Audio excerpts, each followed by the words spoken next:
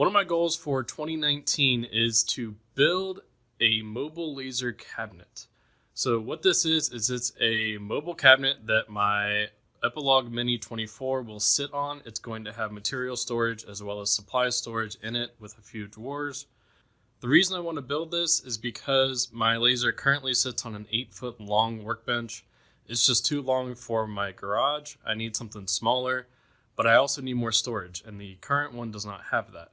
So this one's going to have storage. It's going to be able to move anywhere I need it to, and it's going to reduce about 4-foot longest space in my garage to free it up for other stuff, which is going to be so much better.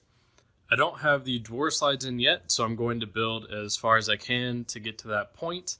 And then whenever the drawer slides get in, that's when I'm going to start making the drawers and the drawer fronts and put that all together. So let's go ahead and get started building the cabinet. I started this project by ripping the plywood down into the rough size that I needed for each panel. Overall, this project used 4 pieces of plywood, mainly because some of the pieces were just large in size. Once I had all of the pieces cut to their rough dimensions, I had to go back through and send each one through the table saw to get it to the exact dimension that I needed. When doing this, I made sure to make as many cuts as possible at the same measurement that required it. For example, if I needed a 26.5-inch width, I cut every single panel that needed that width at the same time so that everything would be consistent. For interior shelves and vertical panels, I waited until I went to use these pieces and cut them at the time that I needed them. This way I could measure the actual openings and get it to be as exact as possible. Now that I've got most of the pieces cut for the carcass of the cabinet, I'm going to go ahead and use pocket holes. Oh no. To put it all together because it's fast and it's just shop storage and equipment. So let's get to it.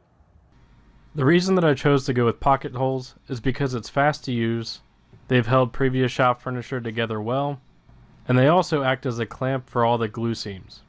This process does take a little bit to drill all of the pocket holes that I need, and I go through this process each time that I need a new panel. So as I add a new shelf, I go through and drill all the pocket holes when I go to install that shelf. Because I'm using 23 32-inch thick plywood from Home Depot, I'm going to be using Craig 1-inch pocket screws to hold it all together. This will make sure that none of the screws pop out the other side when I assemble everything together.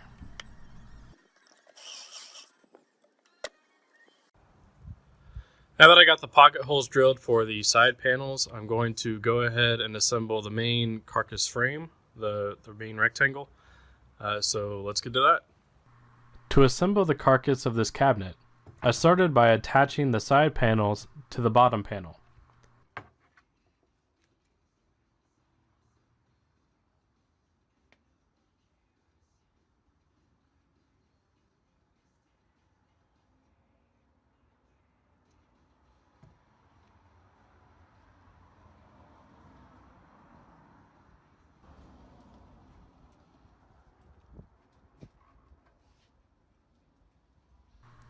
I did this by using 1-inch pocket screws.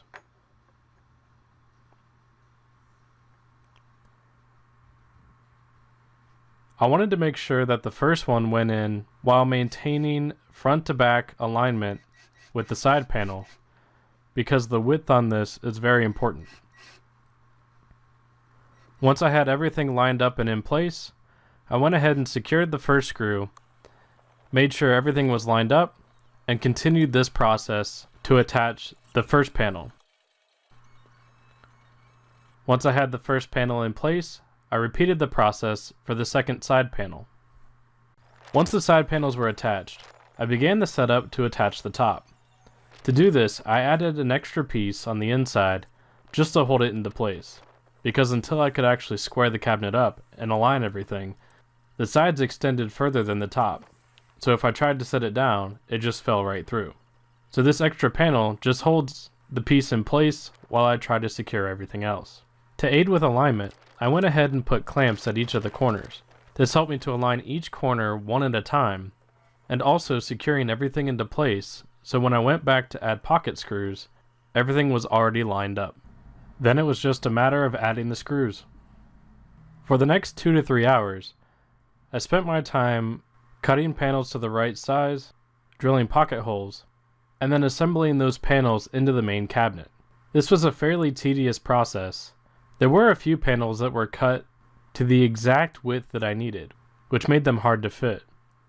But after a little bit of convincing, and maybe letting some frustration out, everything finally went into place.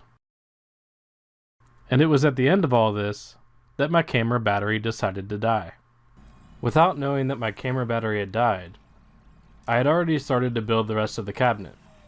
At this point, it's time for me to put on the casters. For this, I'm using 4 3-inch casters from Home Depot that are lockable.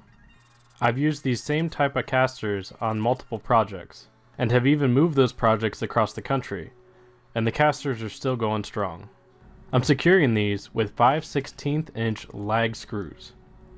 I'm also adding a washer and lock washer to each one for added stability, as well as spacing so that the screws don't go through the opposite side of the material where it's not anchored directly into the vertical wall. Once I attached all of the casters to the cabinet, I rotated it around so that the back of the cabinet was up. At this point, I cut 1/4-inch plywood to use as the backing. I lined everything up, made sure that it fit, and went ahead and tacked it into place with a few brad nails to act as clamps.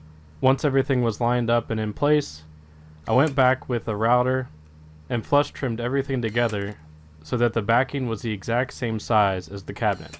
At the end of that process, I put a few more brad nails in to the side walls to tack everything into place and finish it up. After the backing was on, I went ahead and rotated the cabinet up and put it on its wheels so that I could put the top on it. Now the top isn't finished yet. I need to add a clear coat to the top just to protect it a little bit during use. And then the laser will sit on top of this, so that I'll have a little bit of computer space off to one side. Until the drawer slides come in, I'm pretty much as far as I can get at this point. So right now I can start putting it to use and then build the drawers once those slides come in. Up to this point is going to wrap up video part number 1 of the mobile laser cabinet build. This is going to be specifically for the smaller laser, and the part number 2 is going to have the building of the drawers, the drawer fronts, and then adding some style to those drawer fronts. So stay tuned for that. If you like what you saw, please like and comment, as well as please subscribe to the channel so I can keep making videos like this one. You can keep up with all progress on this build, as well as other things that I make, such as signs and other builds, on my Instagram at MakerExperiment. Again, if you like what you saw, please subscribe, and I'll see you next time.